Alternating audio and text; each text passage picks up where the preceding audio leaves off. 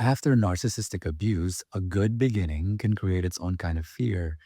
If you lean in, you'll miss what you've missed before. If you hold back, you may never let anyone reach you. But those aren't your only choices. You can enjoy attraction without asking it to predict the future. You can become closer without giving the relationship more permanence, access, or consequence than repeated behavior has earned. The book OLNE calls the space the consideration period, time to let a relationship become visible before you make decisions that may be difficult to reverse. So, on today's episode, I'll give you one 4 question gate for deciding whether a relationship has earned its next form. Dating slowly is not about feeling less. It's about deciding at the speed of knowledge instead of the speed of intensity. Attraction is an experience, not a forecast. Attraction can happen quickly. Knowledge of someone relates, how someone relates, takes shared time and varied experiences. This is why the IMR model of relationships in the book OLNE is so critical. You can know that you want another date. You can know that the kiss felt extraordinary. You can know that you feel hopeful, sexually alive, and unexpectedly calm. These experiences are real. Early on, you haven't seen much frustration, disappointment, or ordinary stress. You haven't watched what happens when attention is unavailable, your desires differ, or an apology needs to become changed behavior. These parts of the relationship take time to appear. It doesn't make the attraction false, it makes the attraction early. The book OLNA welcomes the elation of early attraction. It also places knowledge in shared time, communication, reliability, support, and varied experiences. Don't let infatuation inflate an assessment. Let emotion, reason, and conscience all have a vote before you make a consequential decision. This is what Soporno refers to as reason confidence, those 3 votes. Your feelings get a vote. They just don't get every vote. Let's talk about the first gate. The first gate is the high consequence gate. Use this gate when a concrete escalation is being proposed. Don't use it to score every date or monitor every awkward moment. So, first is consequence. If this choice goes badly, how difficult will it be to reverse? A disappointing dinner and a shared mortgage don't have the same exit cost.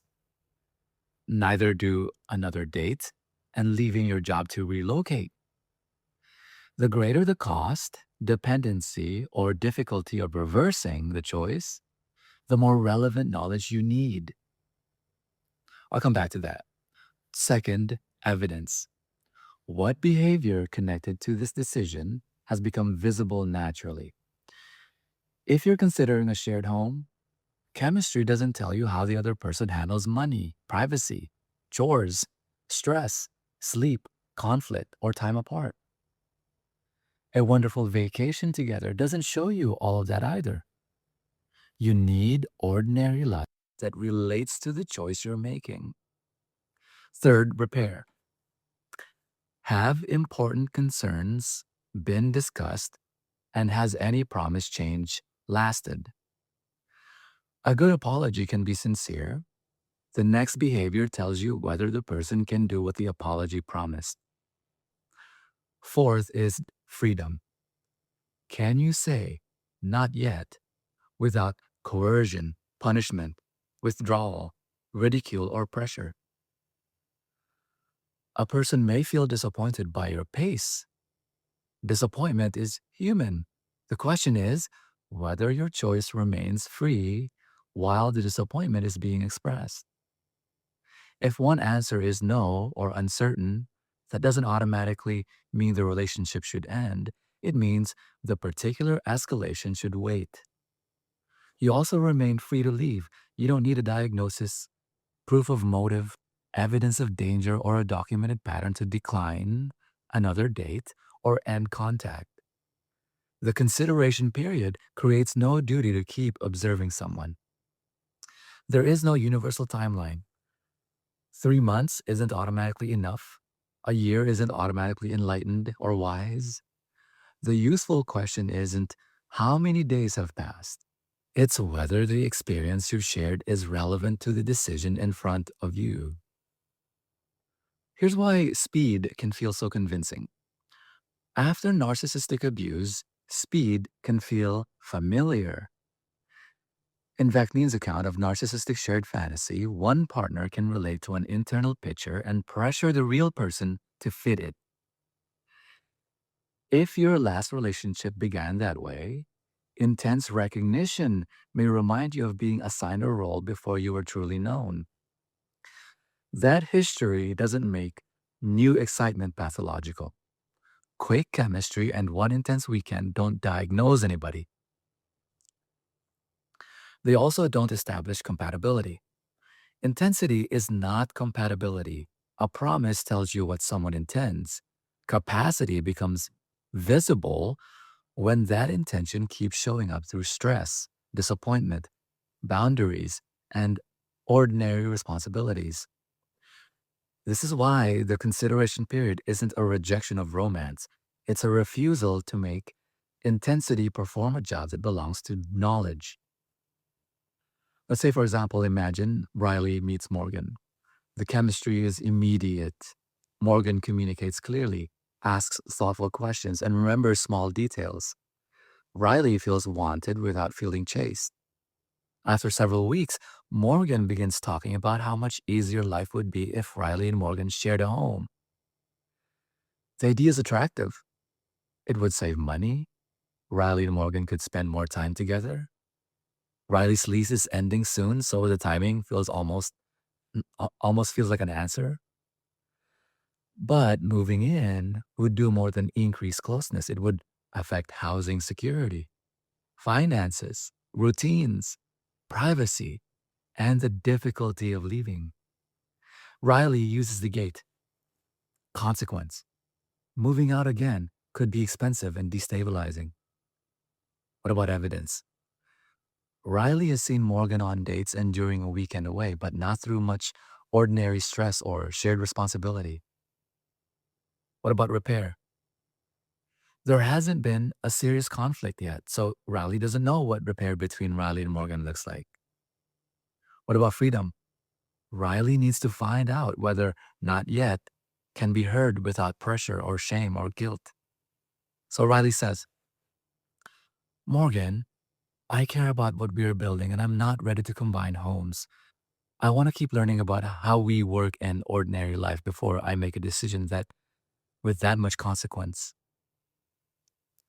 Riley isn't accusing Morgan of being dangerous or withholding closeness to create scarcity. Riley is simply saying that moving in requires more knowledge. So, what about Morgan? Morgan may feel disappointed. That feeling doesn't automatically make Morgan unsafe. What happens next is relevant to the decision. Morgan might say, I understand. I still want this eventually, but we don't have to do it now. Or Morgan might argue that Riley's hesitation proves a lack of love, threaten to leave, withdraw affection, or keep creating artificial deadlines. Now, very important, neither response proves permanent compatibility or a diagnosis. But Morgan's behavior tells Riley something relevant about whether sharing a home is wise right now. And if Morgan responds well once, Riley doesn't need to convert that response into proof that everything will always be healthy. Riley can appreciate the response and continue learning. The point is not to catch Morgan. The point is to make the housing decision with information that actually relates to housing, relates to dependence, conflict, and freedom. Let's talk about the idea of one relationship, separate decisions. Relationships often accelerate because separate choices become bundled together. Here's what I mean. A powerful date becomes an assumption about exclusivity. Having sex becomes an assumption about access. Exclusivity becomes an assumption about cohabitation. A title becomes an assumption that the future has already been promised. But one choice doesn't silently decide the next. Sex and a broader relationship agreement are separate consent decisions. So are exclusivity, combining homes, sharing money, relocation, marriage, and choices with reproductive consequences. The book OLNE isn't against titles, it warns against the entitlement and grantedness that can become attached to them.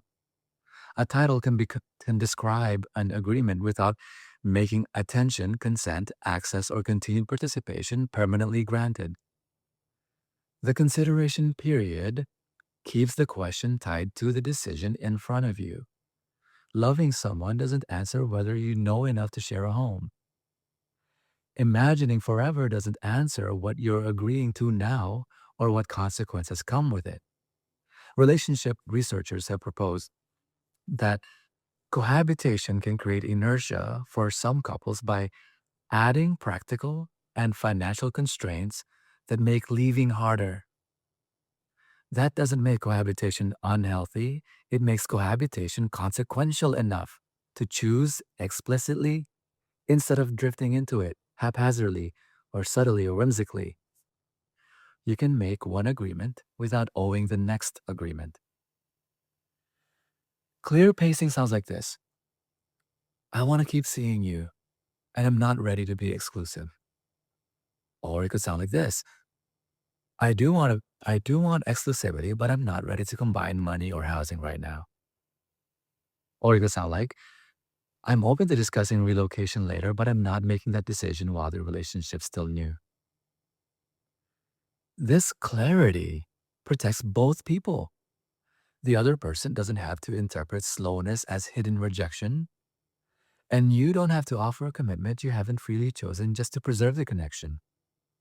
The response may also show whether the two of you want compatible forms of relationship. Sometimes nobody is wrong, and the desired arrangements simply don't fit. You can also revisit an agreement when reality changes. Choosing freely includes the freedom to reconsider. Observation is not investigation.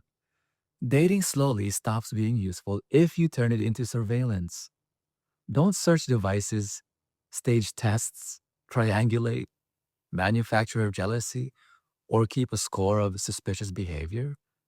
Let ordinary life provide relevant information. If you continue dating, notice whether words and actions line up, whether concerns can be discussed without retaliation, and whether promised change lasts. Also, notice whether you're maintaining the life you rebuilt and communicating your actual pace. You're not looking for perfection. You're asking whether what you've naturally seen is enough for the specific decision in front of you. So, for example, maybe you're thinking about traveling together. Have you seen enough to discuss money, privacy, planning, and what each person needs under stress? Let's say you're considering exclusivity. Have both people defined what exclusivity means? Or are you relying on assumptions that haven't been spoken?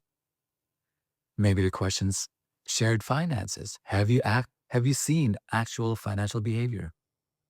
Or only heard reassuring intentions? The gate changes with the decision because the relevant evidence changes with the decision. Dating slowly is also not emotionally withholding strategic scarcity, sexual leverage, or making another person earn basic dignity. You don't create uncertainty to gain power. You communicate clearly because each person deserves enough truth to choose freely. This is the presumption of the idea of radical honesty in the book OLNE and Hobson's choice. Let the relationship earn its form. The book OLNE proposes allowing relationships to find their form through knowledge and intimacy rather than forcing every connection into a predetermined escalator. It's called the book calls it the IMR model of relationships. The focus moves away from what status should come next and toward what the actual relationship can honestly support. Slow does not mean shallow. Closeness can grow, while high consequence decisions wait for relevant knowledge. Riley and Morgan can spend time together, share affection, have sex if both really want it, meet friends, communicate desires, meet family, and build trust, while combining homes remains a future possibility. You can stay open and still use judgment. You can honor your limits without becoming unreachable. And you don't have to decide whether someone is good or bad before deciding that a particular level of access is too much or too soon. Feel what you feel, keep what remains yours, and let ordinary behavior become visible. Then decide separately and freely using what the relationship has actually shown you. Now, if coercion, stalking, threats, violence, sexual coercion, retaliation, or credible danger are present here, don't stay exposed just to gather more information. Create distance if you safely can. Contact a confidential domestic violence or sexual assault service and use emergency services if danger is immediate. You don't owe another conversation to a dangerous person. So, with that, enjoy the attraction. Just let knowledge catch up before you make a decision that changes your life. Thanks for watching this video. I'll see you in the next one. Bye. I held you too close, like I could stop the changing. I don't want devotion built from locked doors. I want your honest hands when they choose this shore. Go where your heart can still hear itself. Become who you are when no one is watching. And if you return, let it be because your name still felt light in the dark and the rush. I don't wanna own you, I wanna know you. I want the one who comes back on their own. Every open road still carry you toward me. Every open road still carry you home. Some days love is quiet, just a door left open. No chains on the future, no vows left broken. We can change like weather, still mean the same. Two people away, choosing the flame. Go where your heart can still hear it. Become who you are when no one is watching. And if you return, let it be because your name still felt light in the dark and the rush. I don't wanna own you, I wanna know you. I want the one who comes back on their own. Every open road still carried you toward me. Every open road still carried you home. If we meet again, let it not be fear, let it be the calm of a love stayed clear. No locked up promise, no desperate hope, just two free hearts.